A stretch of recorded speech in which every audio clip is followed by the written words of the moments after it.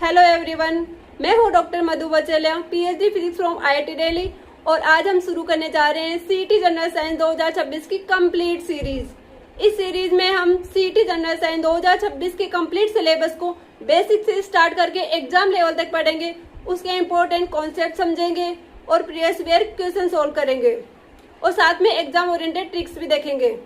तो अगर सीईटी 2026 की आप सीरियस प्रिपरेशन कर रहे हो तो इस सीरीज का एक भी लेक्चर मिस मत कीजिए। तो चलिए बिना देरी के स्टार्ट करते हैं। आज का पहला टॉपिक भौतिक और रासायनिक परिवर्तन, फिजिकल और केमिकल चेंजेस। और इस लेक्चर के लास्ट में हम देखेंगे इससे रिलेटेड पीवाईक्यूज। तो ठीक है, आज से हम सीईटी जनरल साइंस 2026 की रेगुलर क्लासेस स्टार्ट करने जा रहे हैं। तो आज का अपना पहला चैप्टर का टॉपिक होगा भौतिक और रासायनिक परिवर्तन।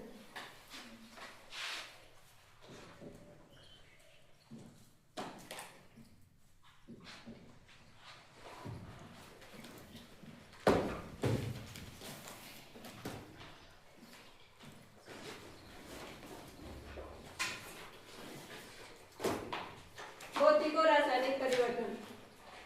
तो सबसे पहले हम देखेंगे कि परिवर्तन होता क्या है। जैसे हम अपनी डेली लाइफ में देखते हैं बहुत सारे चेंजेस होते हैं, लेकिन एग्जाम में किस तरीके से पूछते हैं कि कौन सा रासायनिक परिवर्तन है और कौन सा भौतिक परिवर्तन। तो आज इस क्लास में हम ये चीज समझेंगे कि कौन सा भौतिक परिवर्तन और रासायनिक परिवर्तन क्या होता है, और इस क्लास के लास्ट में इंपॉर्टेंट पीवाईक्यू भी देखेंगे। ठीक है, तो पहले एक चीज मुझे बताओ, जैसे अगर मैं किसी बर्फ के टुकड़े को टेबल पे रख दूं तो क्या होगा कुछ देर बाद में? बर्फ पिघल जाएगी। हाँ, और अगर मैं किसी कागज को जला दूं तो राख बन जाएगा। दोनों में चेंज हुआ, लेकिन क्या दोनों सेम है? नहीं। एक है भौतिक परिवर्तन और दूसरा है रासायनिक परिवर्तन। आज इसी चेंजेस को देखेंगे हम। तो सबसे पहले स्टार्ट करेंगे भौतिक परिवर्तन।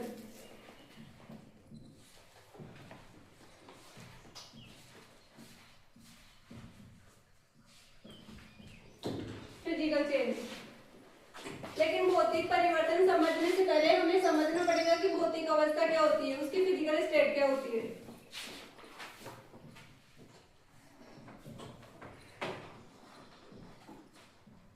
भौतिक अवस्था जैसे ये ठोस, द्रव और गैस, ये क्या है? भौतिक अवस्था। कोई भी पदार्थ या तो ठोस रूप में मिलता है या द्रव में या गैस रूप में मिलता है। तो किसी भी पदार्थ का ठोस, द्रव या गैस के रूप में पाए जाने क्या कहलाता है? भौतिक अवस्था। उसकी फिजिकल स्टेट कहलाता है कि वो किस रूप में पाया जाता है। अब जैसे वाटर है, तो वाटर किस किस फॉर्म में मिल सकता है हमें? ठोस में मिल सकता है, द्रव और गैस के रूप में मिल सकता है, क्योंकि आइस होती है, बर्फ, पानी होता है और वेपर होता है अपने पास। ये तीनों ही क्या है? वाटर। तीनों सेम है ना? इनका केमिकल कंपोजिशन तो सेम है ना? जैसे वाटर क्या होता है? H2O।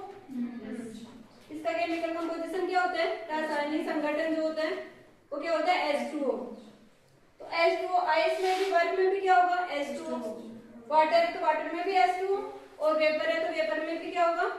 H2O। तो क्या हो रहा है? उसकी भौतिक अवस्था चेंज हो रही है। जैसे आइस में है तो ठोस है, और जो वाटर में हुआ तो ये लिक्विड अवस्था में आ गया, और यहाँ पे वेपर में गैस अवस्था में आ गया।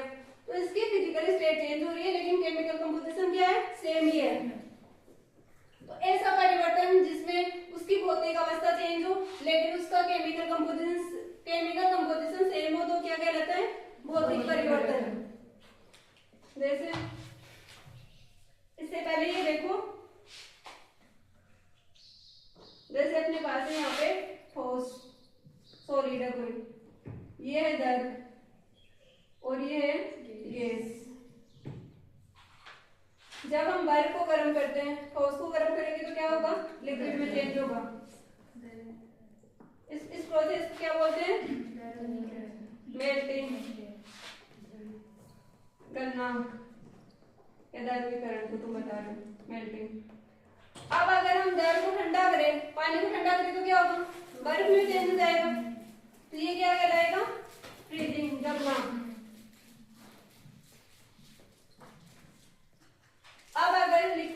टेम्परेचर और बढ़ाए तो क्या होगा, गैस में चेंज हो जाएगा, वेपर हो जाएगा। तो ये क्या हो गया, वाष्पीकरण, और इसको क्या बोलते हैं, वेपराइजेशन।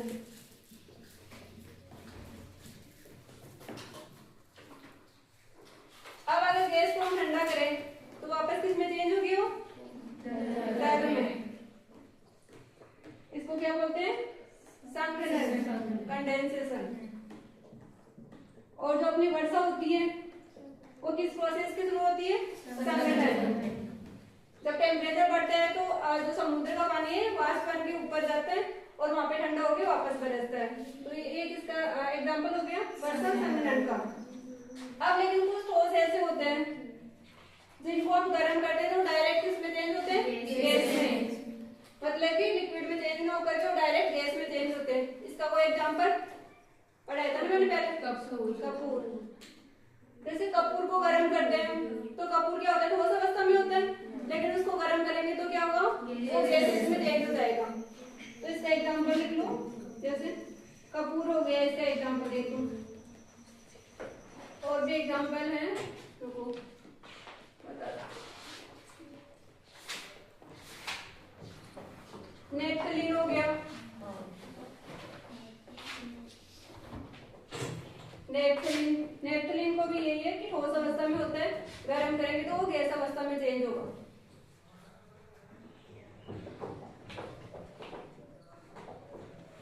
और हो गया नौसाधन, ये एग्जांपल याद रखना है इसके। और एक है ड्राई बर्फ होती है ना, शुष्क बर्फ, ड्राई आइस, शुष्क बर्फ, ये भी इसी का एग्जांपल है। शुष्क बर्फ क्या होता है, जो ड्राई CO2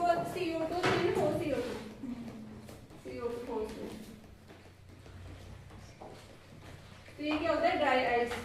ये चार किसके एग्जांपल है, ठोस से जब ये गैस अवस्था में चेंज होता है, और इसको बोलते हैं ऊर्ध्वपातन या सब्लिमेशन।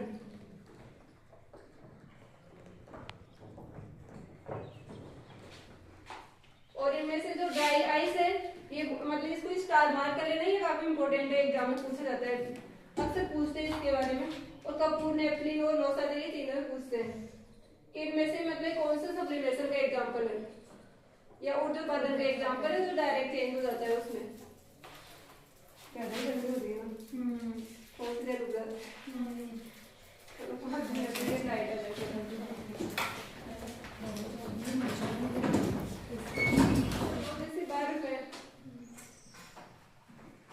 बर्फ को गर्म किया तो ये चेंज हो गया पानी में।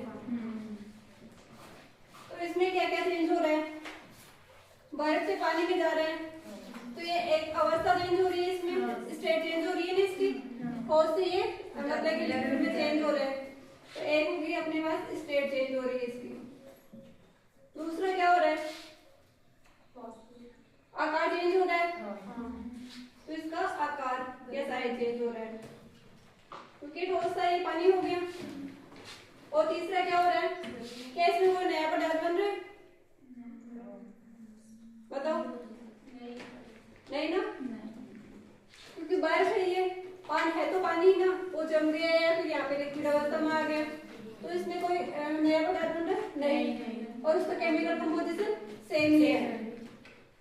तो अब भौतिक परिवर्तन क्या हो गया, वह परिवर्तन जिसमें किसी पदार्थ का आकार चेंज होता है, उसका साइज चेंज होता है, स्टेट चेंज होती है, लेकिन उसका केमिकल कंपोजिशन सेम रहता है, तो वो क्या कहलाता है, फिजिकल चेंज या भौतिक परिवर्तन। तो जैसे बर्फ से पानी बनता है तो ये कौन सा हो गया, भौतिक परिवर्तन। ठीक है, अब इसको इतनी सिंपल लैंग्वेज में हमने समझ लिया है ना, तो अब जो एग्जांपल देखेंगे ना वो सारे ऐसे एग्जांपल देखेंगे जो एग्जाम की दृष्टि से काफी इंपॉर्टेंट है। मतलब एग्जाम में मोस्टली उन्हीं में से क्वेश्चन पूछा जाएगा। अगर तुम लोग इसको अच्छे से देख लोगे ना तो और कुछ देखने की जरूरत नहीं पड़ेगी, इसमें से एक भी क्वेश्चन तुम्हारा गलत नहीं होगा यहाँ से, अगर थोड़ा भी अच्छे से ध्यान से पढ़ लिया ना इस चीज को। तो अब देख,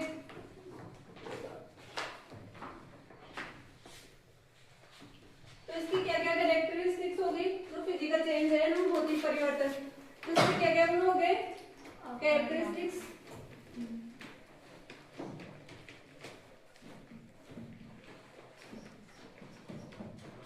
पहला हो गया, इसमें इसमें कोई नया पदार्थ नहीं बनेगा, नया पदार्थ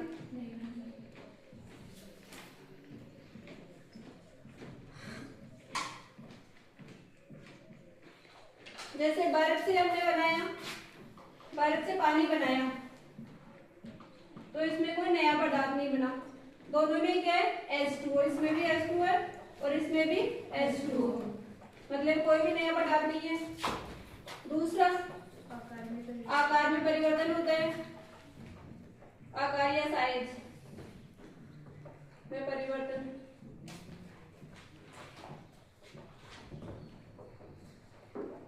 जैसे बर्फ, इसी को देख लो, बर्फ है तो बर्फ का शेप कुछ और होगी और जो पानी है उसकी शेप कुछ और होगी। और तीसरा इसका वॉल्यूम चेंज होता है, वॉल्यूम में परिवर्तन हो सकता है क्योंकि बर्फ का वॉल्यूम अलग होता है और पानी का अलग होगा। दोनों सेम ही अमाउंट में लगे लेकिन इनका मतलब कि वॉल्यूम डिफरेंट होगा दोनों का ही। और तीसरा चौथा केमिकल कंपोजिशन सेम रहता है, तो रासायनिक संगठन है ना वो सेम रहता है।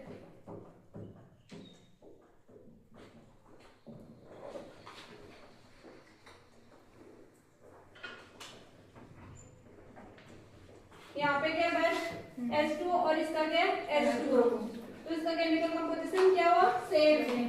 तो इसकी क्या क्या कैरेक्टरिस्टिक्स हो गई, भौतिक परिवर्तन, नया पदार्थ नहीं बनेगा, आकार या साइज में परिवर्तन होगा, वॉल्यूम चेंज हो सकता है और इसका केमिकल कंपोजिशन सेम रहेगा। जब भी कभी कोई चीज में डाउट हो तो वहां पे देख रहे हैं कि उससे नया पदार्थ बन रहा है नहीं बन रहा। जैसे मान लो कोई कागज है मेरे पास, अगर मैं उसके टुकड़े चेंज, उसके अलग अलग टुकड़े कर दूं, छोटे छोटे टुकड़े, तो क्या उससे कोई नया पदार्थ बन रहा है? नहीं ना, कागज तो सेम ही है, उसका आकार चेंज हो रहा है, साइज चेंज हो रहा है, बस वही तो चेंज हो रहा है ना, बाकी तो सेम ही है। या फिर कुछ और देखें एग्जाम्पल, जैसे अगर मैं चीनी को घोल दूं पानी में, तो क्या उससे नया पदार्थ बन रहा है? एक की और इसमें पांचवा, ये रिवर्सिबल होता है, मतलब उत्क्रमणीय होता है। उत्क्रमणीय का रिवर्सिबल का मतलब है कि अगर जैसे हमने यहाँ पे बर्फ को पानी बनाया पहले, अब अगर मैं पानी का टेम्परेचर कम कर दूंगी तो क्या होगा, बर्फ में चेंज हो जाएगा, मतलब दोनों डायरेक्शन में चलेगी। तो वो कौन सा होता है? रिवर्सिबल, उत्क्रमणीय प्रक्रम होता है। तो ये क्या रिवर्सिबल है।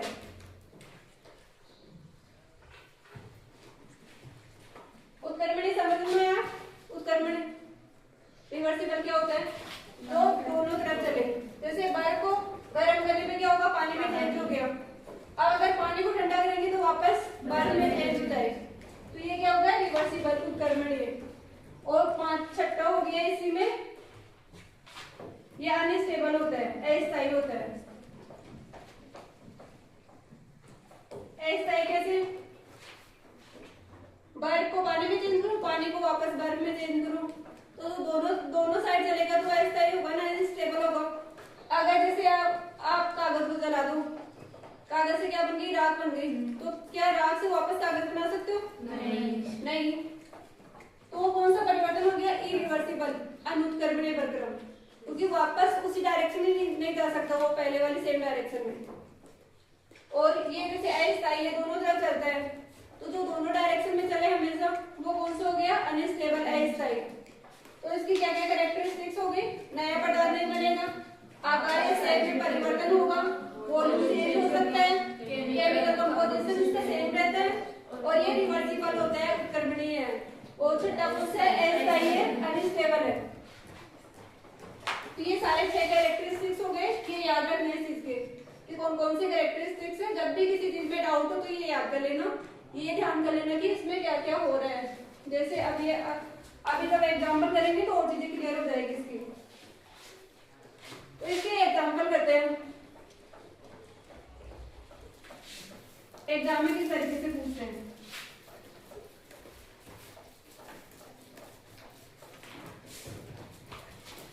एग्जाम में क्या है, भौतिक और रासायनिक परिवर्तन है, इस टॉपिक से वो सिर्फ 2, 3 या 4 क्वेश्चन पूछे जाते हैं, कभी 2 या 3 हो या कभी 4 क्वेश्चन पूछे जाते हैं।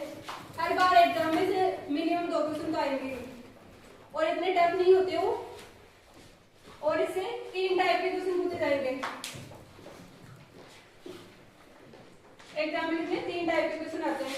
पहला टाइप का कौन सा होता है, जैसे आपको 4 ऑप्शन दे देंगे और उनमें से पूछेंगे कि कौन सा भौतिक परिवर्तन है, कौन सा रासायनिक परिवर्तन है। और दूसरे टाइप का होगा आपको मतलब स्टेटमेंट बेसिस होगा, कोई स्टेटमेंट दे देंगे और पूछेंगे कि इनमें से कौन सा सही है, कितने स्टेटमेंट सही है और कितने गलत है। और तीसरे टाइप का है, अगर डीप में जाके पूछेगा ना तो पूछ सकता है कि उसमें जैसे चांद की काली क्यों पड़ जाती है, सेब को काटने पे उसका कलर चेंज क्यों होता है, या लोहे पर जंग क्यों लगती है, इस टाइप के क्वेश्चन अगर डीप में जाके पूछेगा तो। ये तीन टाइप के क्वेश्चन आते हैं इसमें, हम तीनों टाइप के देखेंगे यहाँ पे। तो चलो इसके एग्जाम्पल देखते हैं।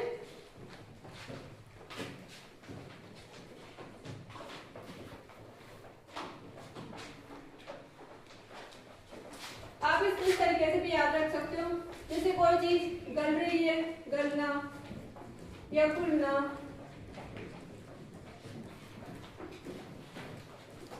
या जैसे गर्म करना किसी चीज को, जमना, ये सब क्या है, भौतिक परिवर्तन।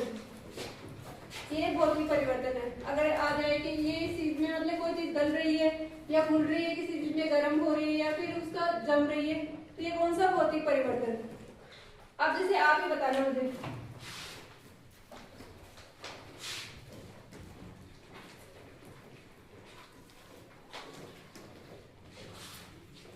एग्जाम्पल है, एप्पल के टुकड़े कर देते हैं छोटे छोटे।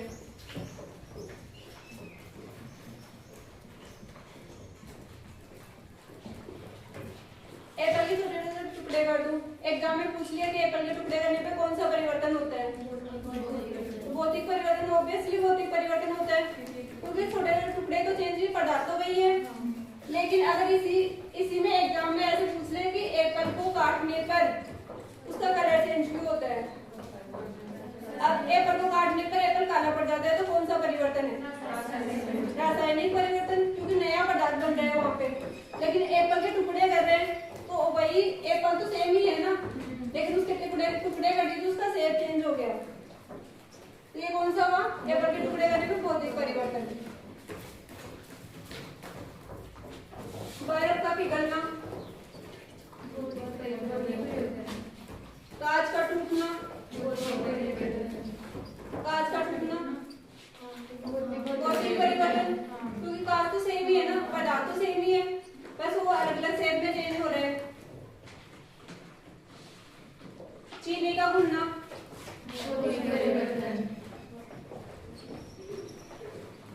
इसको क्या बोलते हैं, चाशनी जो बनाते हैं ना, चीनी घोल के बनाते हैं ना, चाशनी। तो एग्जाम में पूछते हैं चाशनी का बनना, इसको स्टार मार्क कर लेना। चाशनी का बनना कौन सा आता है, भौतिक परिवर्तन। चाशनी कैसी बनती है, चीनी को घोल के बनाते हैं ना, और वापस उसको हम मतलब कि चीनी जब पानी में घुल जाएगी ना, वो चाशनी बन गई, लेकिन उसको ठंडा करके वापस चीनी बना सकते हैं उससे। तो ये कौन सा हो गया, भौतिक परिवर्तन। अब है मोम का पिघलना,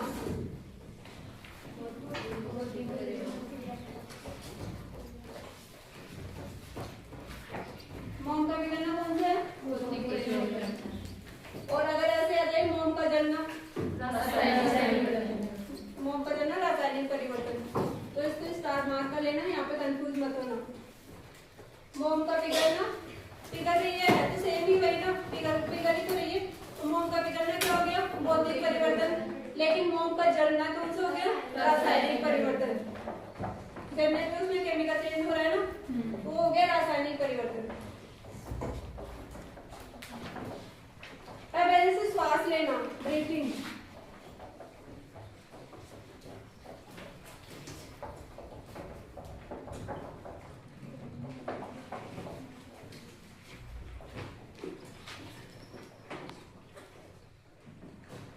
ब्रीदिंग कौन सा हो गया, श्वास लेना।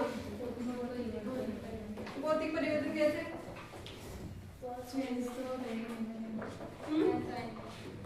जैसे हम श्वास लेते हैं तो ऑक्सीजन अंदर लेते हैं और CO2 बाहर निकालते हैं। तो ऑक्सीजन अंदर लेंगे तो क्या होगा, मतलब किसमें ये क्रिया किसमें किसमें हो रही है? फेफड़ों में।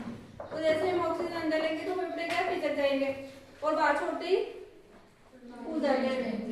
लेकिन जैसे अंदर लेंगे तो वापस वो उसी प्रक्रिया को वापस मतलब कि दोहराएंगे, बार बार रिपीट करेंगे। तो कौन सी होगी ये? श्वास लेना, भौतिक परिवर्तन। इसको भी स्टार मार्क कर लेना। ये सीटी का फेवरेट है। मोम का पिघलना, श्वास लेना, चीनी का घुलना, ये सारे क्या है? सीटी के फेवरेट। इनमें से कोई ना कोई क्वेश्चन पूछते ही रहते हैं। कागज फाड़ना, ये कौन सा हो गया? भौतिक परिवर्तन।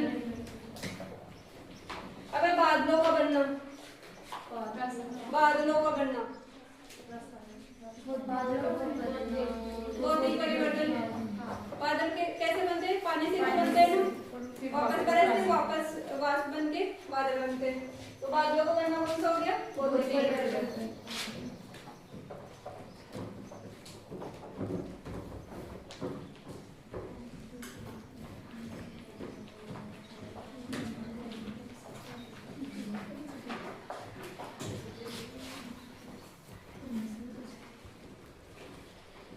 क्रिस्टलीकरण, क्रिस्टलीकरण क्या होता है?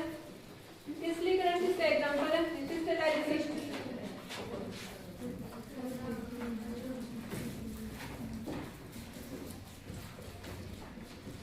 क्रिस्टलीकरण भौतिक परिवर्तन। जैसे होता क्या है क्रिस्टलीकरण? पढ़ा होगा ना, ये तो साइंस में आता है।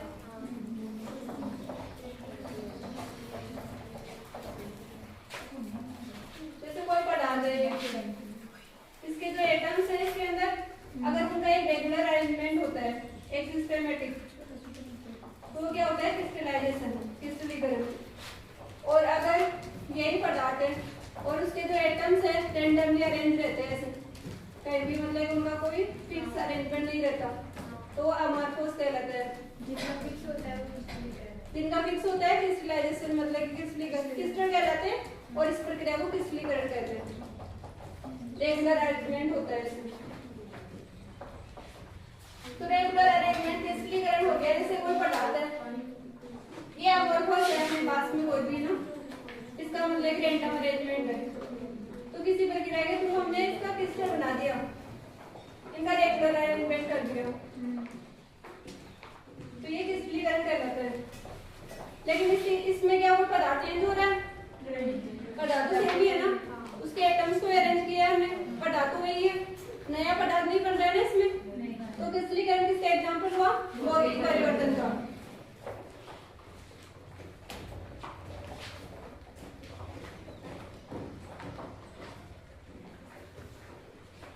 पानी का बर्फ में बदलना भौतिक परिवर्तन, बर्फ का जलना भौतिक परिवर्तन, बर्फ का जलना भी भौतिक परिवर्तन में आएगा। बर्फ जो बर्फ होता है ना अपना लट्टू से बोलते हैं, उसका जलना क्या होता है? भौतिक परिवर्तन है। उसको बंद करोगे तो वापस चल जाए, बंद भी कर सकते हो, वापस भी कर सकते हो, तो क्या होगा? भौतिक परिवर्तन।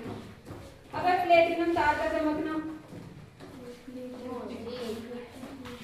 प्लेटिनम तार का चमकना,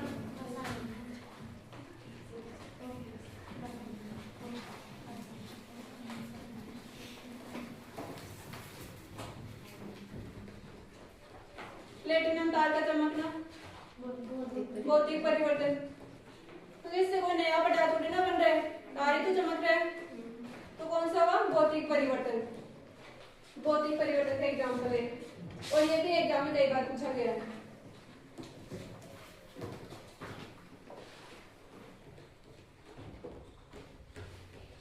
अगर श्वेत प्रकाश का प्रिज्म से गुजरना, श्वेत प्रकाश तो व्हाइट लाइट होती है ना, उसको प्रिज्म से गुजारेंगे तो क्या होगा? वो कौन सा परिवर्तन होगा?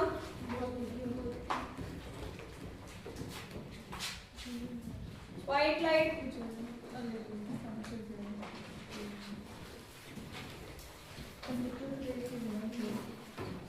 प्रिज्म से गुजरना, ये कौन सा परिवर्तन है? प्रिज्म क्या होता है? रेक्टेंगुलर होता है ना, कांच का बना होता है इस तरीके से।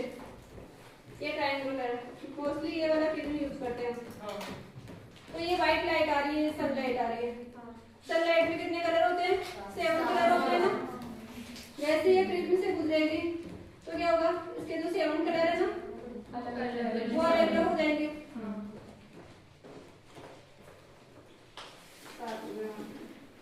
सारे कलर डिवाइड हो जाएंगे। लेकिन अगर हम यहाँ पे दूसरा प्रिज्म रख दें उल्टा करके, इसका उल्टा इस तरीके से यहाँ पे दूसरा प्रिज्म रख दे, तो हमें क्या मिलेगा वापस व्हाइट लाइट। प्रिज्म क्या करता है, इनको अलग जो कलर्स है उनको अलग अलग कर देता है।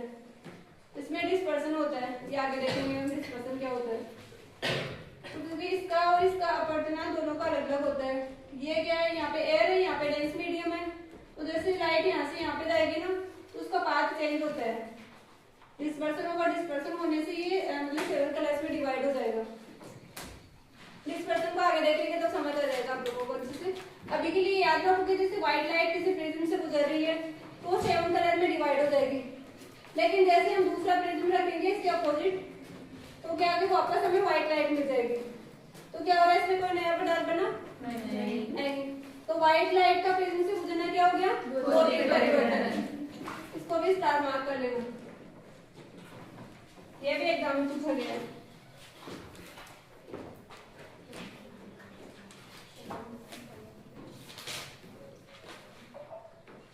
तो ये सारी किस चीज के एग्जाम्पल हो गए जो अभी हमने देखे, भौतिक परिवर्तन के। भौतिक परिवर्तन में कुछ डाउट है? नहीं। सबको समझ आ रहा है? सारी चीजें क्लियर है ना भौतिक परिवर्तन में? भौतिक परिवर्तन क्या होता है बताओ?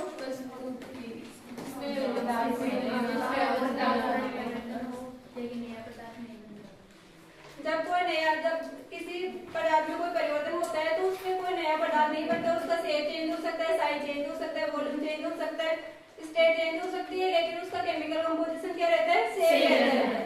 तो कौन सा कहलाते हैं, भौतिक परिवर्तन। और भौतिक परिवर्तन की क्या क्या कैरेक्टरिस्टिक्स है, इसमें नया पदार्थ नहीं बनेगा और इसमें साइज चेंज हो सकता है, शेप चेंज, वॉल्यूम हो गया, और ये रिवर्सिबल होता है, उत्क्रमणीय होता है। और तीसरा अनस्टेबल होगा, दोनों डायरेक्शन में जाएगा तो अनस्टेबल है, एक अगर एक ही डायरेक्शन में जाएगा तो क्या होगा, स्टेबल। लेकिन अगर दोनों डायरेक्शन में जा रहा है इस तरीके से तो वो होगा अनस्टेबल। और ये सारे एग्जांपल है, मोस्टली इन्हीं में से एग्जाम में क्वेश्चन आएगा।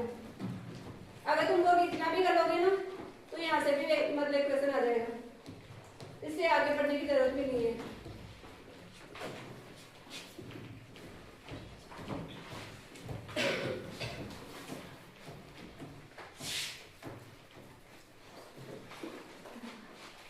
अब जैसे कागज को हमने जला दिया, बर्फ से क्या होगा, पानी बन गया, बर्फ को रखने पर थोड़ी देर बाद में पानी बन जाएगा। लेकिन अगर कागज को जला दे तो क्या बनेगी, राख बनेगी। लेकिन उस राख से कागज बनाया जा सकता है नहीं। तो ये कौन सा परिवर्तन हो गया, रासायनिक परिवर्तन।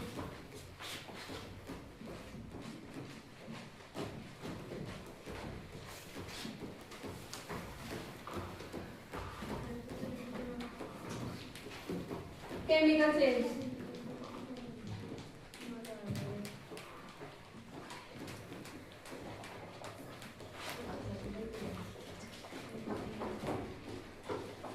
तो रासायनिक परिवर्तन क्या होता है, जिससे हमें कोई नया पदार्थ बनता है।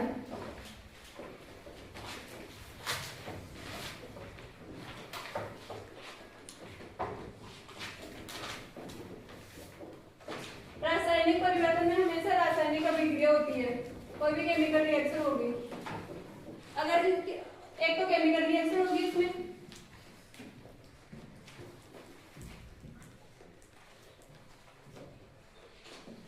तो क्या होगा, केमिकल रिएक्शन, रासायनिक अभिक्रिया होगी। रासायनिक अभिक्रिया होने से उसका रंग चेंज हो सकता है,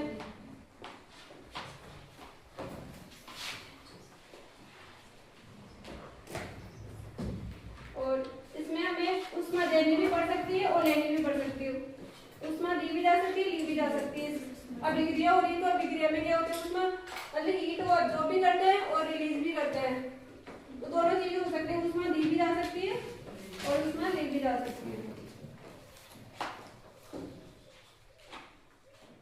और इसमें नया पदार्थ बनता है।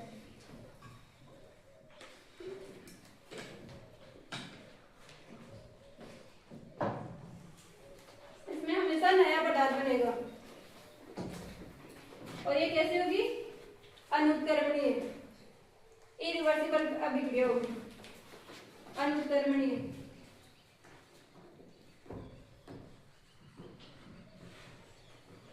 इरिवर्सिबल।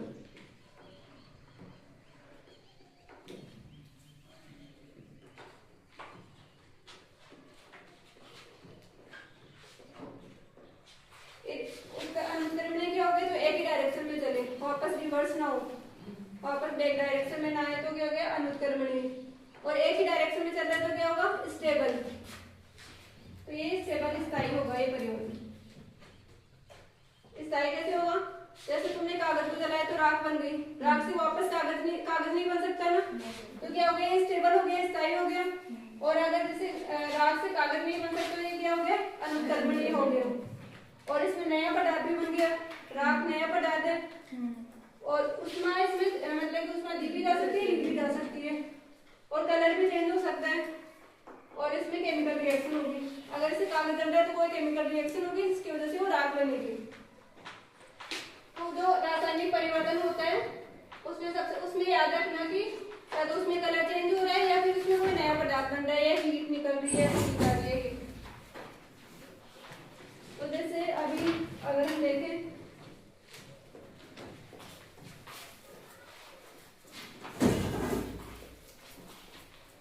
लिख लिया था कि ये सब क्या कहता है किसी का?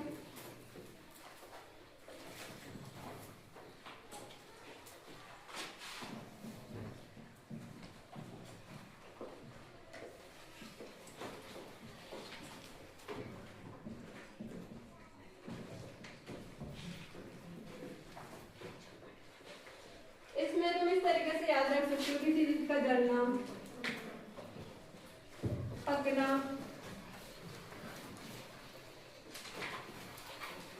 सड़ना। एक आता है किण्वन जिसे बोलते हैं, इसको देखेंगे क्या होता है। दहन, यहाँ पे ये वर्ड आ जाए तो कौन सा होता है? रासायनिक परिवर्तन। मोस्टली जिनमें ये वर्ड आएंगे वो रासायनिक परिवर्तन होगा। जैसे मोमबत्ती का जलना,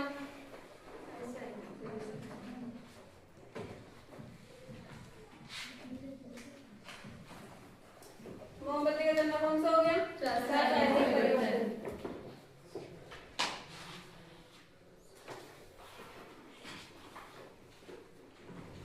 और इसी में अगर ऐसे पूछ ले मोमबत्ती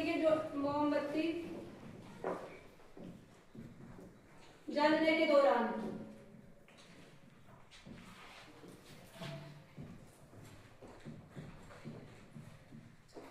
मोमबत्ती जलने के दौरान कौन सा परिवर्तन होता है?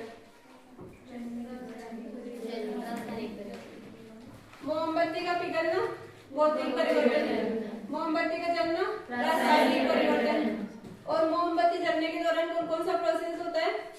जब मोमबत्ती जलती है तो पिघलती भी है वो साथ में, जलने के दौरान कुछ है, जब जल रही है उसी टाइम पिघल भी रही है।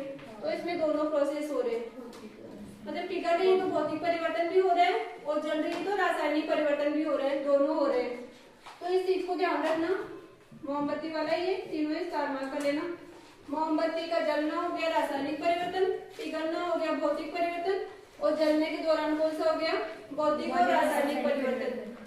अगर ये वाला ऑप्शन नहीं दे रखा हो एग्जाम में, भौतिक और रासायनिक परिवर्तन दोनों नहीं दे रखे हो, तो ओनली ऐसे मतलब भौतिक परिवर्तन है, रासायनिक है, इनमें से कोई नहीं इस तरीके का दे रखा हो तो उसमें रासायनिक परिवर्तन करना। जलने के दौरान में अगर दोनों नहीं दे रखे हो तो रासायनिक परिवर्तन वहां पे।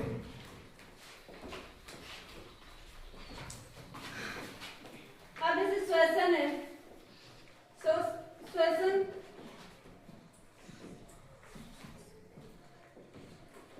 ये कौन सा परिवर्तन है? एक है श्वास लेना,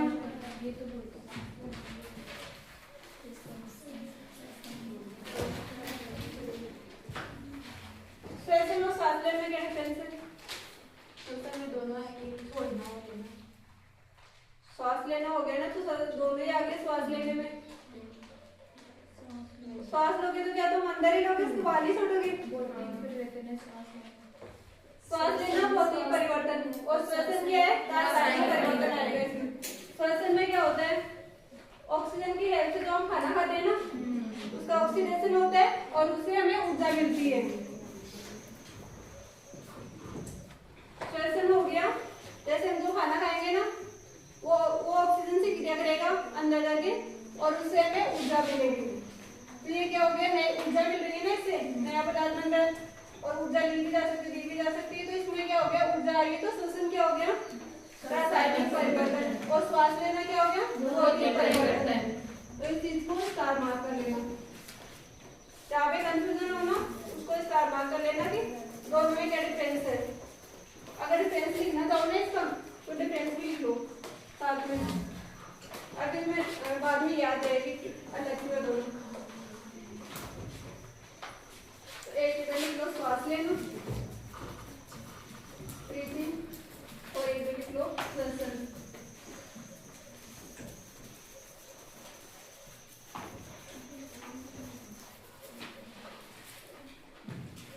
तो ये तो क्या हो गया, भौतिक परिवर्तन, केमिकल चेंज।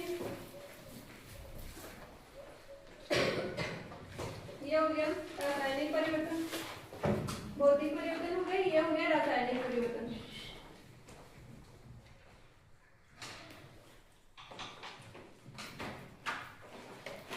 दूसरा क्या हो गया, इसमें हम ऑक्सीजन अंदर लेते हैं और CO2 बाहर निकालते हैं। लेकिन इसमें क्या होता है, ऑक्सीजन की हेल्प से ऑक्सीडेशन होता है भोजन का और हमें ऊर्जा मिलती है।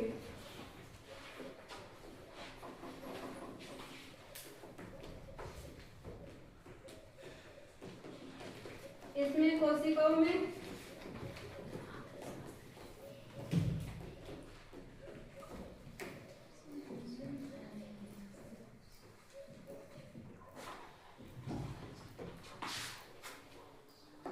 कोशिकाओं के अंदर ऑक्सीजन की हेल्प से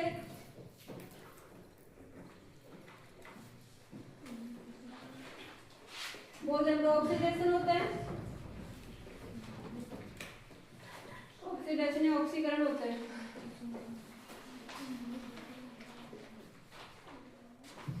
और ऊर्जा मिलती है, और उससे ऊर्जा मिलती है।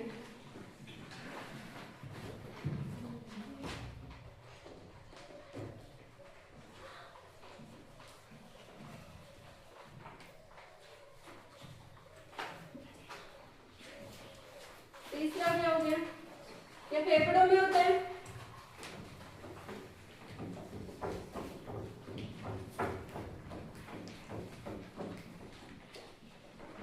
श्वास लेने वाला फेफड़ों में होती है क्रिया, और ये कहाँ होती है, कोशिका में होती है, जैसे माइटोकॉन्ड्रिया में होती है।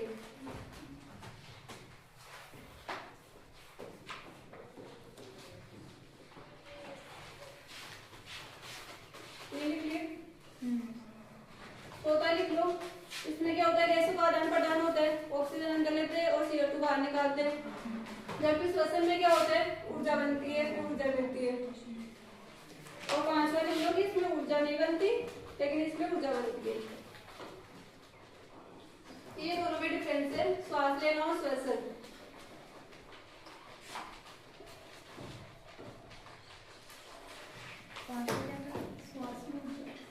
श्वास में ऊर्जा नहीं बनती और इसमें ऊर्जा बनती है। ऊर्जा बन रही है ना, यहाँ पे ऊर्जा तो मिल रही है ऑक्सीडेशन होने से, लेकिन यहाँ पे ऐसे ऊर्जा थोड़ी ना बन रही है। तो ये कौन सा हो गया, श्वास लेना हो गया भौतिक परिवर्तन, और श्वसन कौन सा हो गया, रासायनिक परिवर्तन।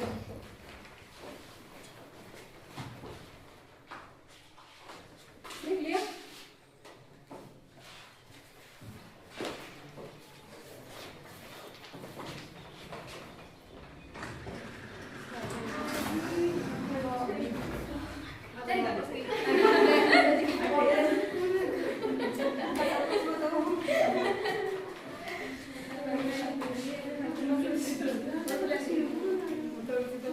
आगे इसके और एग्जाम्पल देखते हैं। चलो तुम बताओ, आगे एग्जाम्पल देखते हैं इसके।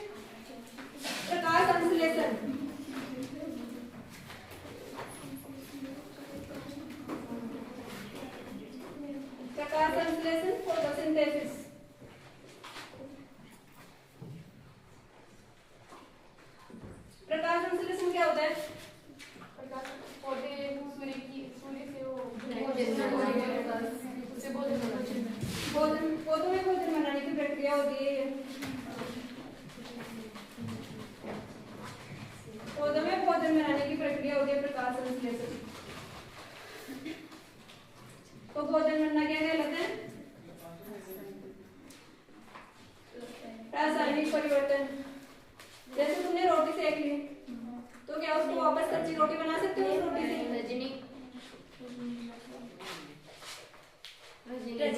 रजनी मत बोलो ना, मेरे को रिकॉर्ड हो गया। फिंगर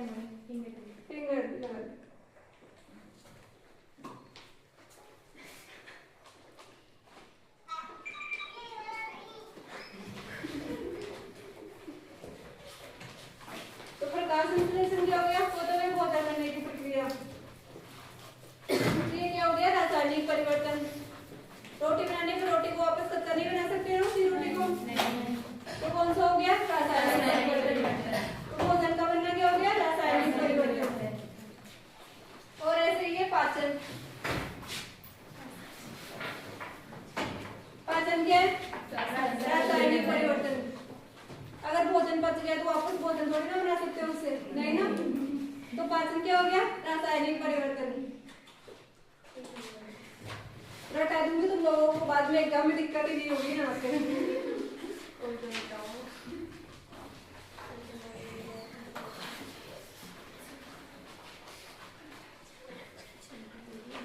अब एक किण्वन।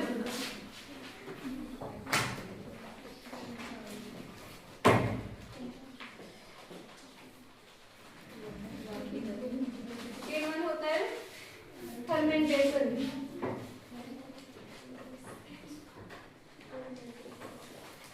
फर्मेंटेशन। तो किण्वन क्या होता है? जो सूक्ष्म जीव होते हैं ना, वो शर्करा को मतलब कि उसको शर्करा के साथ क्रिया करके उसको अलग पदार्थ में बना देते हैं उसको। जैसे जो अपना भोजन बनता है वो भी किसके थ्रू होता है? किण्वन से। जैसे वो चीज सड़ रही है ना, तो किसके थ्रू होती है? किण्वन के थ्रू। जैसे उसमें जो सूक्ष्म जीव होते हैं ना, पदार्थ सड़ता क्यों है? बैक्टीरिया आ जाता है उसमें, बैक्टीरिया के थ्रू सड़ता है ना। तो यही है फर्मेंटेशन। क्या हो गया? फर्मेंटेशन किण्वन हो गया सूक्ष्म जीवों द्वारा शर्करा का नए पदार्थों में बनना। शर्करा हो गया भोजन, सूक्ष्म जीवों द्वारा शर्करा का नए पदार्थ में बनना। सूक्ष्म जीवों द्वारा शर्करा का नए पदार्थ में बनना क्या कहलाता है? किण्वन। जैसे आप कोई चीज सड़ रही है तो किसके थ्रू सड़ती है? बैक्टीरिया या फिर बैक्टीरिया के थ्रू। तो क्या कहलाता है? किण्वन। शर्करा का नए पदार्थों में बनना। शर्करा हो गया अपना भोजन हो गया ना, जैसे उससे नया पदार्थ बन रहा है तो वो क्या कहलाता है? किण्वन। तो किण्वन क्या हो गया? रासायनिक परिवर्तन। इसका मार्क कर लेना, ये सारे इंपॉर्टेंट है, एग्जाम में पूछा जाता है और ये ऐसे क्वेश्चन आएगा एग्जाम में से। अब है भोजन का पकना। रासायनिक परिवर्तन। भोजन का सड़ना रासायनिक परिवर्तन। सड़ गया तो वापस वो चीज नहीं आ सकती ना, तो क्या हो गया? रासायनिक परिवर्तन। जब भी कभी कंफ्यूजन हो तो ये चीज देख लेना कि वापस एक तो ये देख लेना कि नया पदार्थ बन रहा है इसमें, और वापस पहले वाला पदार्थ बन सकता है नहीं बन सकता इसमें। अगर बन सकता है तो भौतिक परिवर्तन, और नहीं बन सकता तो रासायनिक परिवर्तन। मोमबत्ती का जलना रासायनिक परिवर्तन। लकड़ी का जलना रासायनिक परिवर्तन। अब कार्बन का दहन रासायनिक परिवर्तन। ये सारे एग्जाम्पल लिख लो, ये सारे एग्जाम्पल लिख लो, क्योंकि अभी तो तुम्हें जब चल रहे हैं ना क्लास तब तो याद रहेगा, लेकिन बाद में इन चीजों को भूल जाओगे। तो सारे एग्जाम्पल लिख लो यहाँ से।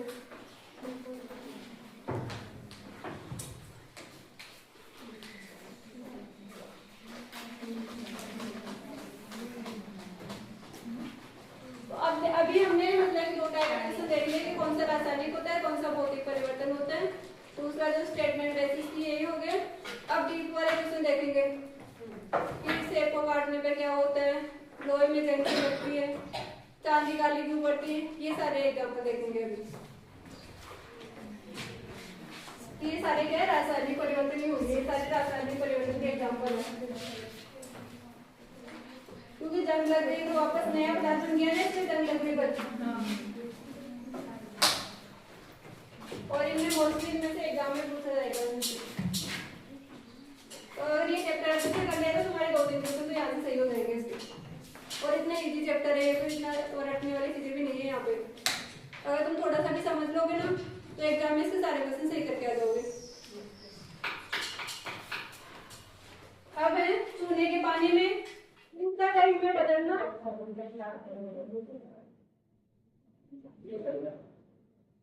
कौन सा परिवर्तन हो गया? क्यों हो गया? क्योंकि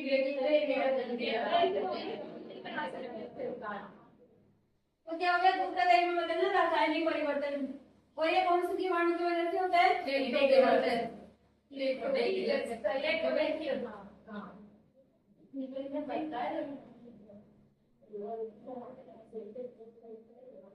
लैक्टोबैसिलस जीवाणु की वजह से होता है। ये याद रखना ना, कौन सी जीवाणु की वजह से होता है? ग्रुप का टाइप में बदलना रासायनिक परिवर्तन। और कौन सा बैक्टीरिया हो गया इसमें? लैक्टोबैसिलस। दूसरा देखो, क्रांति का काला होना। क्रांति काली पड़ जाती है ना, तो ये कौन सा हो गया? रासायनिक परिवर्तन। और किसकी वजह से होता है ये? Silver sulphide.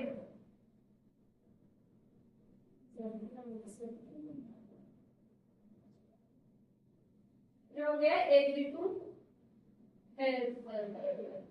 Silver sulphide.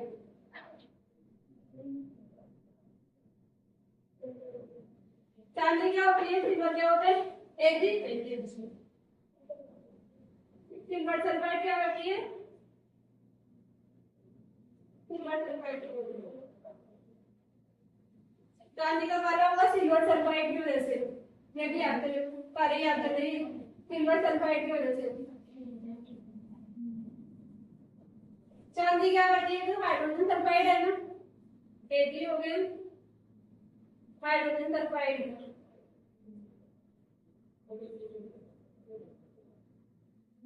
इससे क्रिया करके क्या बनाएगी? Ag2NH3।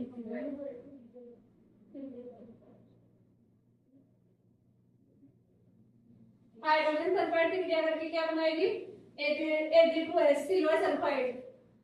तो सिल्वर सल्फाइड की वजह से चांदी क्या होती है? काली हो जाती है। तो सिल्वर सल्फाइड की वजह से चांदी काली पड़ जाती है। और तांबे का हरा होना।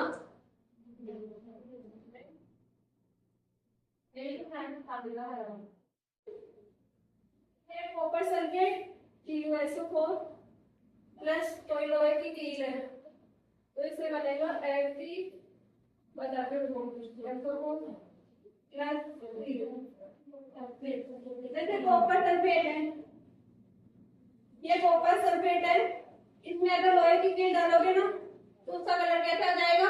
हल्का हरा सा कलर आ जाएगा। ये A समान A, ये B है तुम्हारा और ये है C।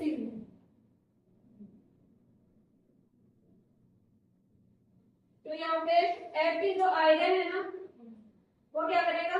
इसके साथ रिएक्शन करेगा। तो ये FeSO4 बना लेगा और कॉपर क्या हो जाएगा? इससे अलग हो जाएगा। तो इस करंट कैसा हो जाएगा? हल्का हरा। ये एग्जाम पूछा हुआ है।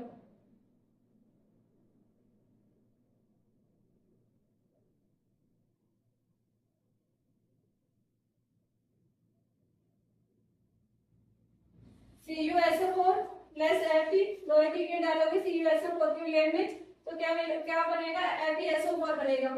वो लोहे की कील है ना Fe आयरन, वो इसके साथ रिएक्शन करेगा SO4 के साथ और करके क्या बना लेगा? FeSO4। तो उसका क्या होगा? कलर चेंज हो जाएगा, हल्का हरा सा कलर आ जाएगा। ये लिख लेना हल्का हरा, ये एग्जाम में पूछा गया है। अब एप्पल को काटने पर रंग बदलना। एप्पल को काटने पर उसका रंग कलर चेंज हो जाता है।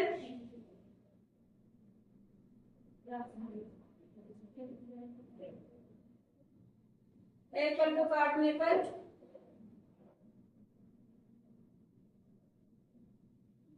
इसका रंग बदलना।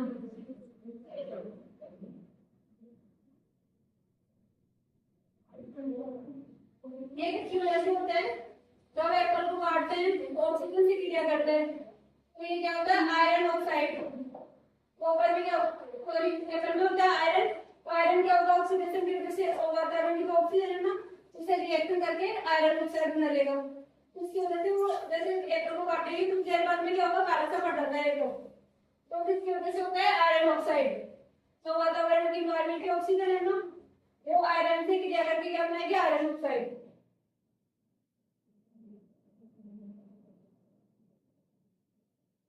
एप्पल को काटने में उसका कलर किसकी वजह से चेंज होता है? आयरन ऑक्साइड की वजह से। अगर एंटी रिबन मैग्नीशियम रिबन का रेड, मैग्नीशियम रिबन का रेड,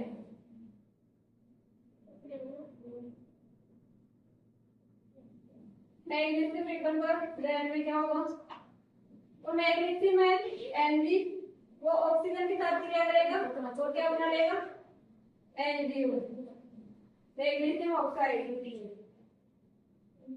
मैग्नीशियम रिबन का रेड, जब मैग्नीशियम रिबन को जलाएंगे तो क्या होगा? मैग्नीशियम ऑक्सीजन के साथ रिएक्ट करेगा और क्या बनाएगा? Magnesium oxide. तो ये कैसा होता है? श्वेत चमकदार होता है। इसका कलर कैसा होता है?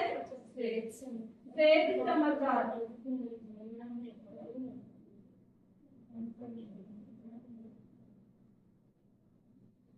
ये भी सीटी में आएगा, श्वेत चमकदार। मेहंदी होती है अपनी, मेहंदी, मेहंदी क्या होती है? वैसे तो अगर इसको लगाएंगे तो ये रंगीन होती है, कलरलेस होती है ना, हरा कलर में दिखता है, लेकिन जैसे इसका जैसे कोई कलर नहीं होता है इसमें लगाने पर। लेकिन क्या होती है? जैसे मेहंदी लगाएंगे तो लगाने पर क्या होगा? ऑक्सीजन के साथ क्रिया करेगी और ऑक्सीजन के साथ क्रिया करके लाल रंग देती है फिर हमें। अगर ऑक्सीजन नहीं मिलेगी ना उसको तो वो रचेगी नहीं मेहंदी, ऑक्सीजन से रिएक्ट करके लाल रंग देती है। और उसमें कौन सा केमिकल होता है मेहंदी में? लासोन। याद रखना, लासोन केमिकल है। ये ऑक्सीजन के साथ रिएक्ट करेगा, लासोन होता है जो ये रंगीन होता है। अगर ऑक्सीजन नहीं होगी तो मेहंदी कभी नहीं कटेगी तुम्हारे हाथों में। ऑक्सीजन के साथ ही रिएक्ट किया करके लासोन से लाल कलर मिलेगा। याद रखना, जैसे लासोन जैसे लाल कलर। तो मेहंदी में कौन सा केमिकल होता है? लासोन। और ऑक्सीजन के साथ दिया करके कौन सा देगा? लाल कलर। अब नेक्स्ट है, ये जैसे सिक्का है, सिक्का एसिडिक अम्ल होता है, खट्टा होता है ना,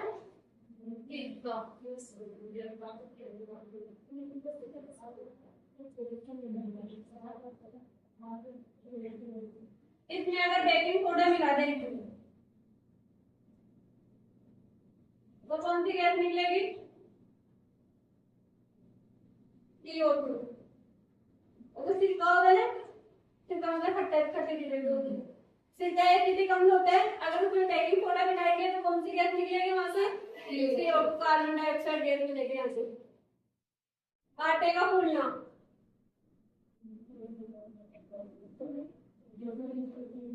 आटे का फूलना कौन सा है? रासायनिक परिवर्तन। लिख लेना, आटे का फूलना रासायनिक परिवर्तन। आटा क्यों फूलता है? जैसे आटा चलने लग जाता है तो फूलने लग जाता है ना, CO2 गैस बनती है उसमें, CO2 गैस की वजह से।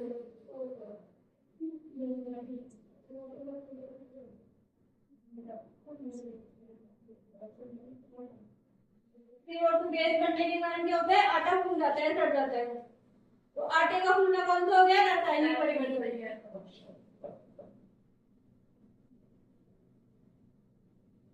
अंगूर के रस से शराब बनाना,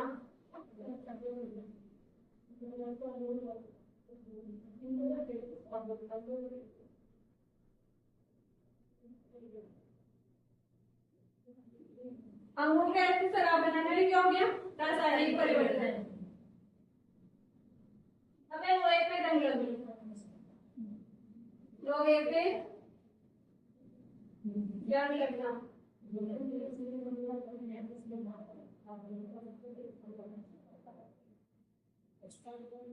लोहे पे जंग कैसे लगती है? लोहे पे जंग लगने के लिए एक तो ऑक्सीजन होनी चाहिए, एक तो नमी होनी चाहिए, जल होना चाहिए, वहां पे जब जंग लगती है ना। तो लोहा क्या हो गया? Fe प्लस ऑक्सीजन क्या हो गया? O2 प्लस नमी या जल, तो क्या बनेगा? Fe2O3 HCl। देखिए किसका सूत्र हो गया? जंग का। लोहे पे जंग लगेगी, वहां पे आयरन होनी चाहिए, लोहा होना चाहिए, ऑक्सीजन होनी चाहिए, साथ में नमी या फिर वाटर होना चाहिए ना, सभी जंग लगेगी। तो क्या बनेगा? Fe2O3 plus HCl। तो ये किसका फॉर्मूला हो गया? जंग का। तो जंग का फॉर्मूला भी पूछते हैं, जंग का फॉर्मूला क्या होता है? Fe2O3 XH2। यहाँ पे x है कि यहाँ पे x की वैल्यू कुछ भी हो सकती है, 2 भी हो सकती है, 3 भी हो सकती है और भी हो सकती है। मतलब डिपेंड करता है वाटर पे कि कितने मॉलिक्यूल्स के साथ रिएक्ट कर रहे हैं। ये ऑक्सीजन को आप दो तो देना, फिर एक वो हाइड्रोजन वाला चला गया, फिर ये Fe2 देना। हम यहाँ पे इसमें पढ़ सकते हैं ना। हाँ, और ये Fe2 कहाँ से है? ये हमने रिएक्शन मतलब सेटिस्फाई नहीं करी है, मैंने सेटिस्फाई करके नहीं लिखा है इसको, बस इसमें ये बताया कि ऑक्सीजन मतलब कि जो आयरन है वो ऑक्सीजन के साथ जल के साथ क्रिया करके ये वाला बनाएगा। पूरा प्रॉपर फॉर्मूला लिखना पड़ेगा ना, तब हमें उसको सेटिस्फाई करना पड़ेगा रिएक्शन को। तो यहाँ पे भी लिखना पड़ेगा ऑक्सीजन भी उतनी लेनी पड़ेगी और वाटर मॉलिक्यूल भी उसी हिसाब से लेना पड़ेगा। तो इनकी क्रिया करके क्या बनेगा? Fe2O3 HCl। ये हो गया जंग लगने का सूत्र और ये हो गया रासायनिक परिवर्तन। तो लोहे पे जंग लग रही है ना, लोहे पे जंग लगना, इसमें क्या हो रहा है? ऑक्सीडेशन भी हो रहा है और रिडक्शन भी हो रहा है। ऑक्सीकरण भी हो रही है, ऑक्सीकरण और रिडक्शन भी हो रहा है। रिडक्शन हो रही है, ऑक्सीडेशन कैसे हो रहा है? ये क्या हो रहा है? ऑक्सीजन ले रहे हैं, ऑक्सीजन की साथ क्रिया हो रही है ना इसकी, तो ये हो गया ऑक्सीडेशन। और क्या हो रहा है? एनवायरनमेंट की ऑक्सीजन की कमी हो रही है ना, तो ये हो गया रिडक्शन। तो दोनों इसमें क्रिया साथ हो रही है, तो ये कौन सा हो गया? रिडक्स। रिडक्स रिएक्शन बोलते हैं इसको।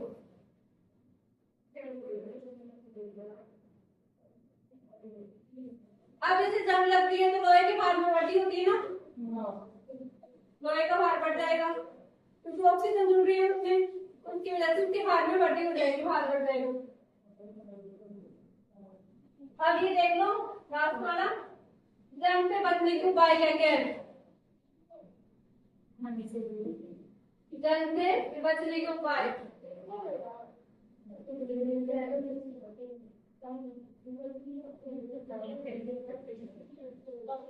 जंग से बचने के क्या क्या उपाय है? एक हो गया उसको पेंट कर दो, पहले ध्यान रखिए। पहले इधर देखो जंग से बचने के क्या क्या उपाय है, मैं एग्जाम में पूछा जाएगा। उसमें क्या पेंट कर दो या तो ग्रीस लगा दो, और क्या होगा? जंग नहीं लगेगी ना। दूसरा है गैल्वेनीकरण, गैल्वेनाइजेशन। गैल्वेनाइजेशन क्या होता है? जंग लगे लोहे पे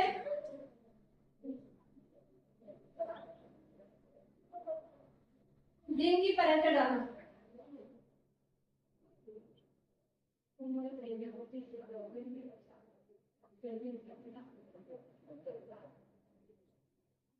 गैल्वेनीकरण क्या हो गया? जंग लगे लोहे पे जिंक की परत चढ़ा दोगे तो भी जंग नहीं लगेगी, सही हो जाएगा। एनोडीकरण,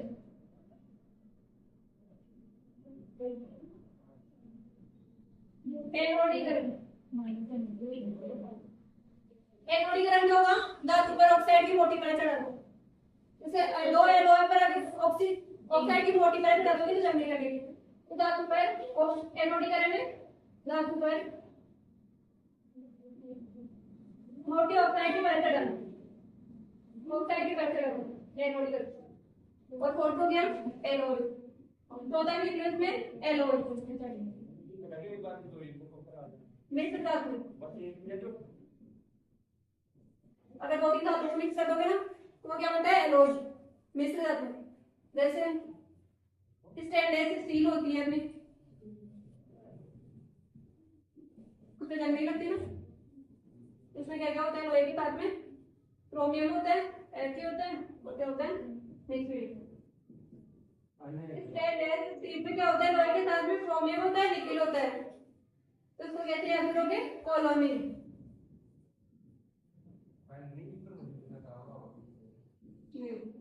स्टेनलेस स्टील हो गया कोलोनियम। अगर लोहे के साथ में क्रोमियम है, लोहा हो गया लोहे से और नीचे निकेल, तो ये हो गया लोहे से जंग लगने से उपाय मतलब बचने के उपाय।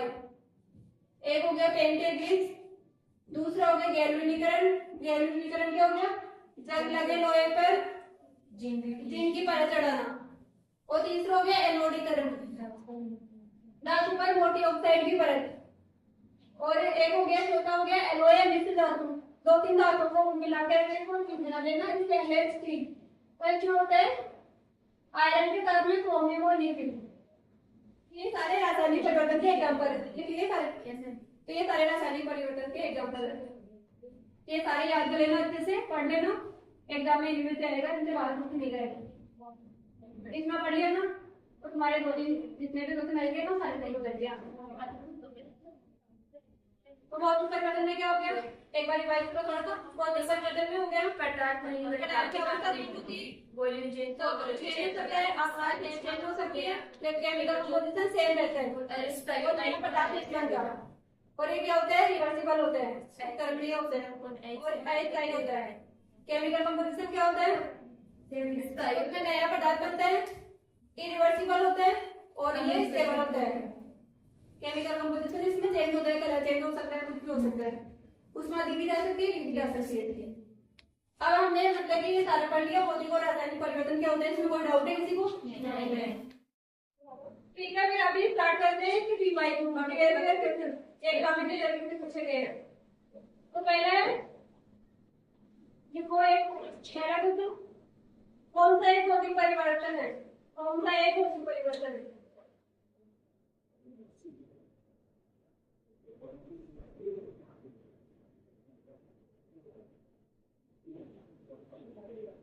ये पूछा गया है सीपी और रोला देवी। इसके चार ऑप्शन दे रहे थे, पहला प्रकाश संश्लेषण,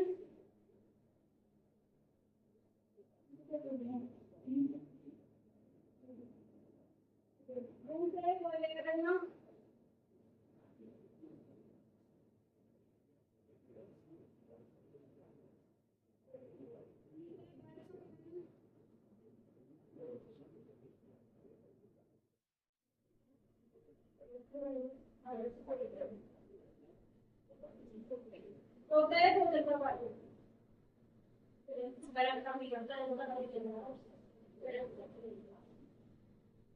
कौन सा होगा भौतिक परिवर्तन? गर्भ का पिघलना।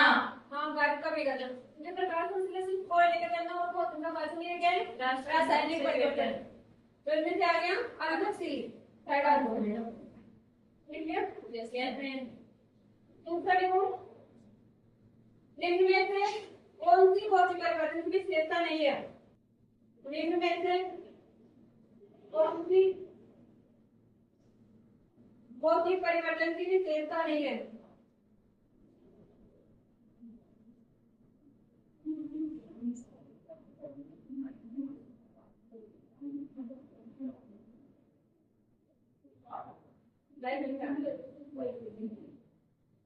ये पूछा गया है सीटी डेंजरस वाले में कोई दर्द होगा 2024 में। इसके चार ऑप्शन दे रखे हैं। पहला नए पदार्थ का निर्माण होता है, नए पदार्थ का निर्माण, उनसे परिवर्तन ऐसा ही होता है।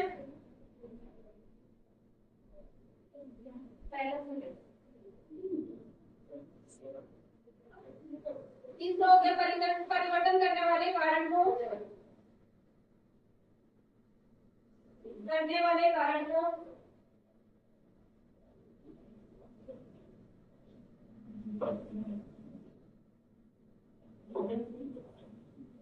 हटाने पर यह परिवर्तित हो जाता है।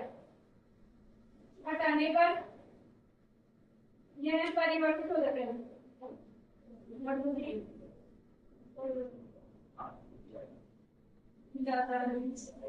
और होता है केवल पदार्थों के भौतिक गुणों, केवल पदार्थों के भौतिक गुणों,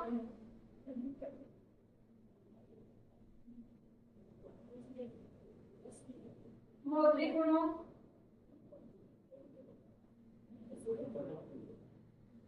जैसे कि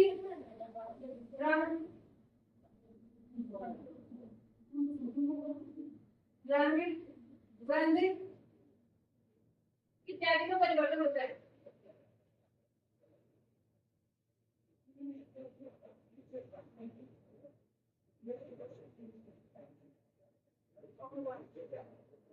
निम्न में से कौन सी भौतिक परिवर्तन की विशेषता नहीं है? नहीं पूछी है। भौतिक परिवर्तन क्या होता है? नए पदार्थ निर्माण होते हैं? नहीं, तो ये वाली इसकी विशेषता नहीं है। परिवर्तन ऐसा होता है परिवर्तन करने वाले कारण को हटाने पर यह परिवर्तित हो जाता है। मतलब ये अगर इसको चेंज हो रहा है तो उसको हटा देंगे तो क्या होगा? रिवर्स करो। केवल पदार्थ के भौतिक गुणों में जैसे कि रंग इत्यादि में परिवर्तन हो जाएगा। इसका आएगा नए पदार्थ का निर्माण, ये इसकी विशेषता नहीं है। चला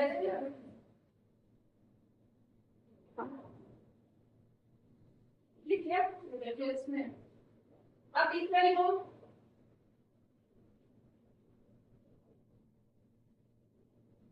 एक रासायनिक परिवर्तन के लिए निम्न से कौन सा कथन सही नहीं है?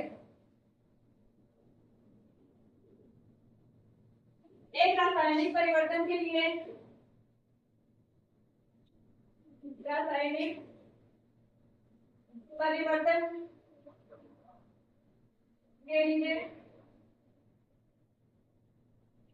निम्न में से कौन सा कथन सही नहीं है? निम्न में से कौन सा कथन सही नहीं है?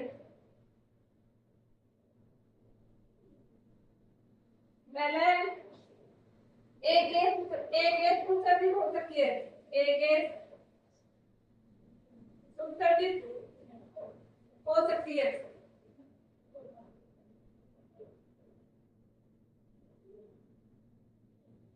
दूसरा ऊष्मा उत्पन्न हो सकती है।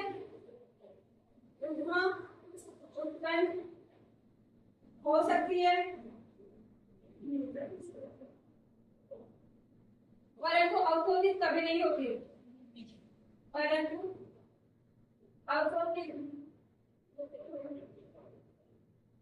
कभी नहीं होती।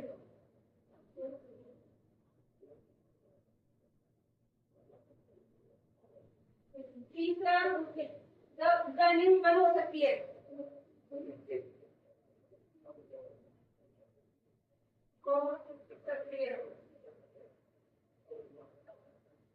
चौथा रंग परिवर्तन हो सकता है।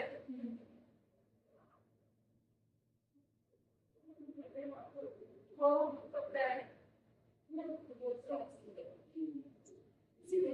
यह है सीटी 23/10 अगले में 23/10/2024। इसने क्या पूछा है? एक रासायनिक परिवर्तन के लिए निम्न में से कौन सा कथन सही नहीं है? गलत कथन पूछा है इसमें से। तो क्या होता है रासायनिक परिवर्तन में एक गैस उत्सर्जित हो सकती है, गैस हो सकती है। सही है। दूसरे ऊष्मा उत्पन्न हो सकती है परंतु अवशोषित कभी नहीं होती। ये गलत है क्योंकि ऊष्मा उत्पन्न भी होती है और अवशोषित भी होती है। पहले क्या हो गया? गलत। और ये दो वही उत्पन्न हो सकती है। कलर चेंज हो सकता है। तो कौन सा हो गया इसका आंसर? सेकंड। गलत आंसर हो गया सेकेंड।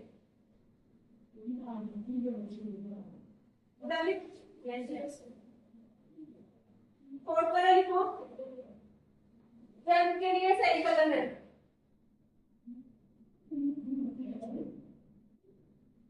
जंग के लिए सही कदम है।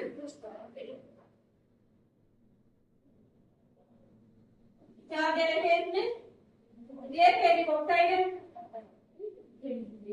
फेरिक ऑक्साइड है, ये फेरिक ऑक्साइड है, ये एडाल्ट में लगता है, ये एडाल्ट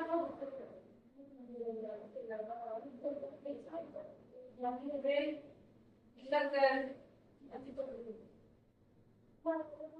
इसका ये चलिए आपका टन का उदाहरण है।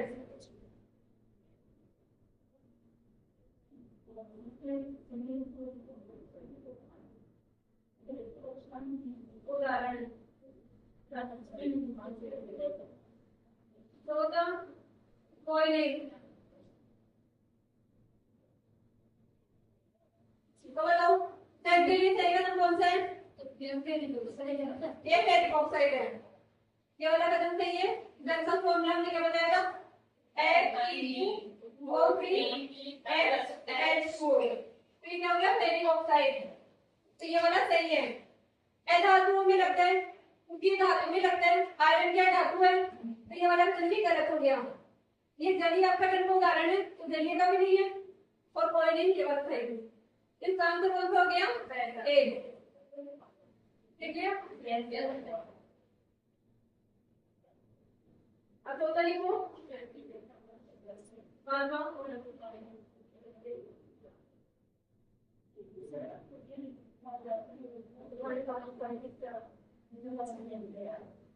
अब लोहे पर जंग लगता है, लोहे पर जंग लगता है। क्या दे रहे ऑप्शन? पहला है हवा तथा पानी दोनों की उपस्थिति में, हवा तथा पानी दोनों की उपस्थिति में।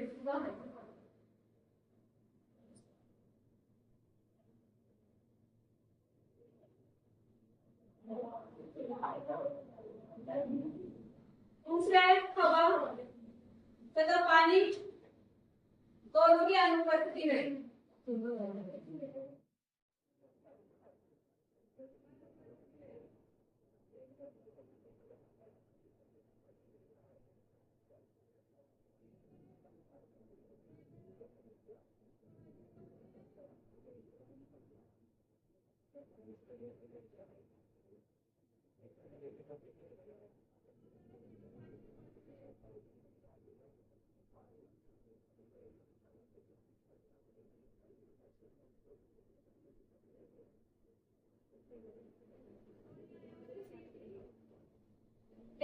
लेवल वाले में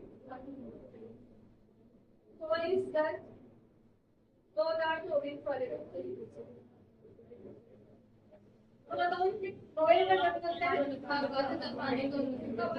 पानी हमने देखा था ना फॉर्मूला, आयरन होना चाहिए प्लस ऑक्सीजन होना चाहिए प्लस जल होना चाहिए, तब जाके बनता है H2O3H2O। तो क्या है, यहाँ पे ऑक्सीजन भी है, हवा भी होनी चाहिए और जल पानी भी होना चाहिए। तो इसका आंसर हो गया ए। कॉन्फिडेंस आ रहा है ना आपको उन लोगों में? हो गया एग्जाम में हिंदी को सुना है यहाँ से। तांबे के बर्तनों को, तांबे के बर्तनों को, तांबे के बर्तनों को आर्द्र वायु में खुला रखने पर, आर्द्र वायु में खुला रखने पर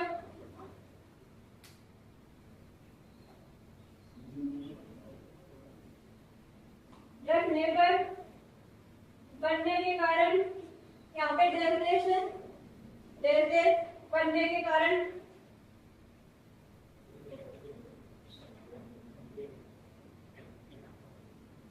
उन पर हरी परत उत्पन्न हो जाती है, उन उन पर हरी परत उत्पन्न हो जाती है।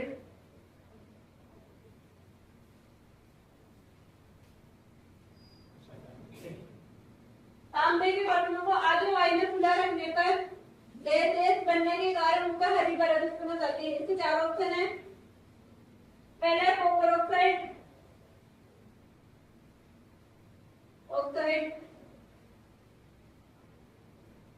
दूसरे कॉपर कार्बोनेट,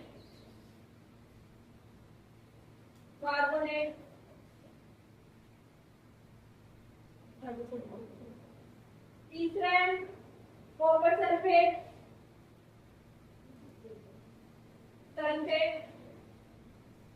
और टोटल कॉपर नाइट्रेट।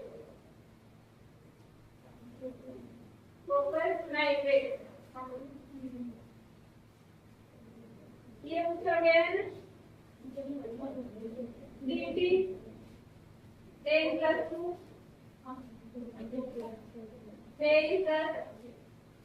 2024 अलग अलग चीज को दिए ना, बहुत सारे चीज होंगे अलग अलग चीज पूछे गए।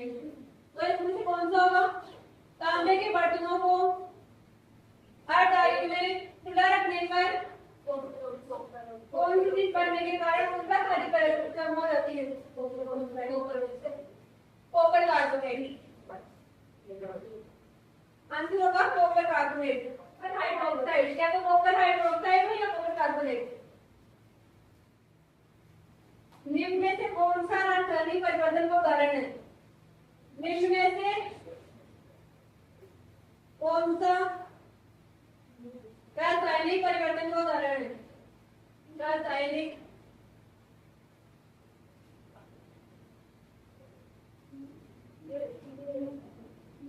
उदाहरण। पहला से गुजरने पर श्वेत प्रकाश का 7 रंगों में विभक्त होना। से गुजरने पर श्वेत प्रकाश का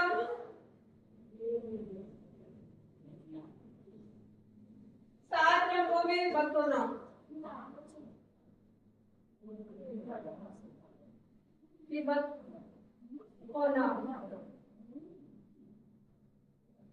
दूसरा है सब्जियों को पकाने पर उनका मुलायम हो जाना। सब्जियों को पकाने पर उनका मुलायम हो जाना।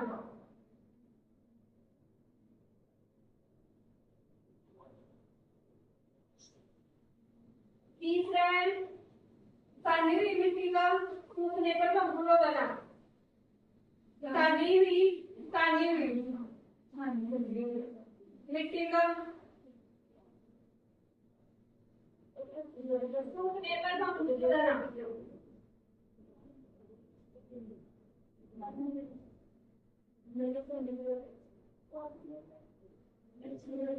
चौथा है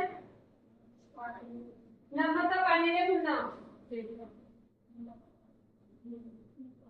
पानी में घुलना।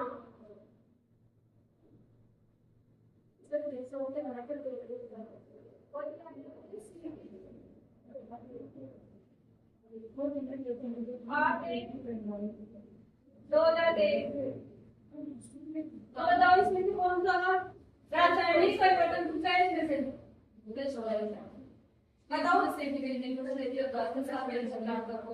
कौन सा?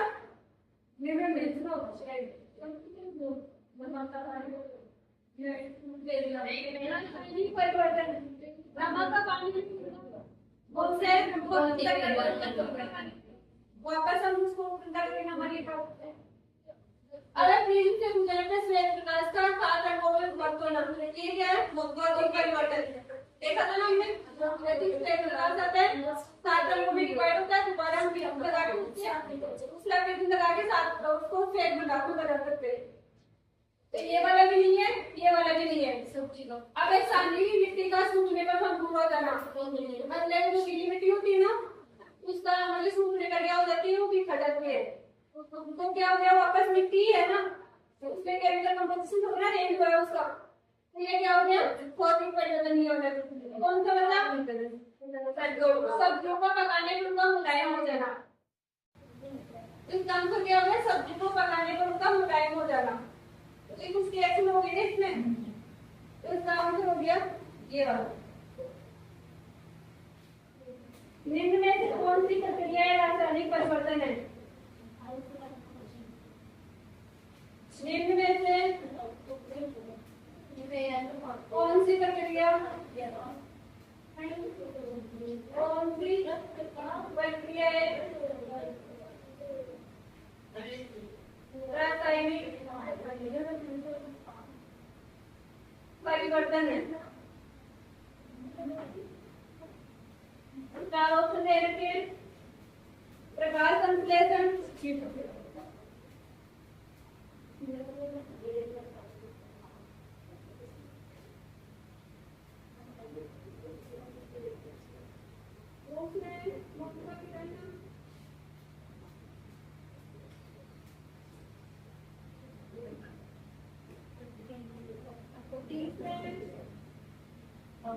लोहे में जंग लगना, लोहे में जंग लगना, बहुत होते हैं भाव का संग्रहण, भोजन का पाचन होता है, भोजन का पाचन पांचवा है भाव का संग्रहण।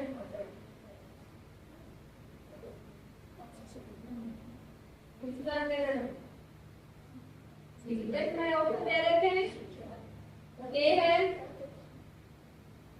2 3 और 4, 2 3 और 4,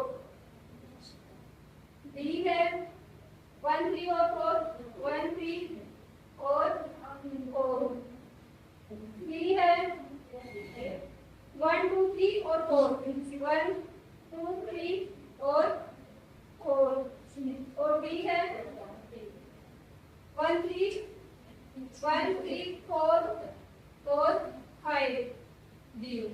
तो कौन सा होगा इसमें से? प्रकाश संश्लेषण क्या है? रासायनिक परिवर्तन। कौन का विकर्ण क्या है? भौतिक परिवर्तन। दोहे में जब लगना रासायनिक परिवर्तन, भोजन का पाचन रासायनिक परिवर्तन, भाव का संग्रहण, भाव का संग्रहण, संग्रहण में क्या होता है? पानी वाष्प में पानी वाष्प में बदलना तो कहलाता है वाष्पीकरण।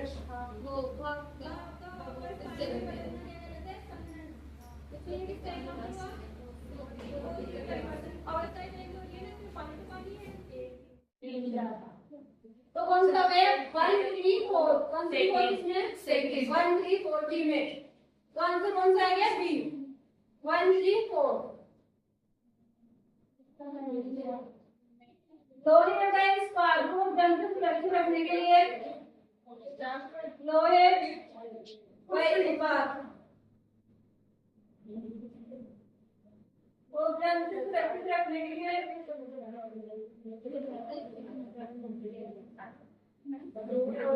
रखने के लिए उन पर 10 की परत चढ़ाने की विधियों का अध्ययन, उन पर 10 की परत चढ़ाने की विधि को कहते हैं।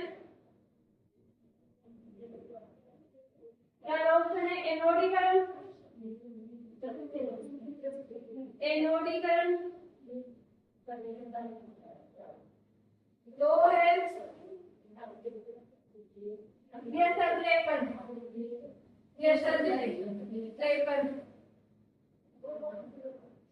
तीसरा है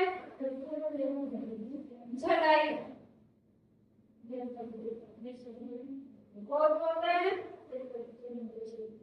झमर, झमर लेसन।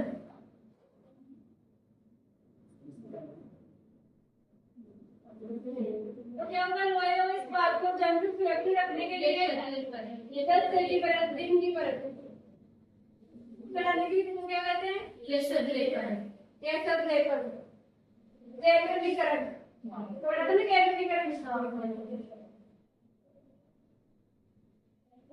गैसीकरण से हिंदी में क्या कहते हैं गैसेस लेपर तो कौन सा होगा इसमें गैसेस लेपर तो नाम में कभी वो मेरे को चौथा क्या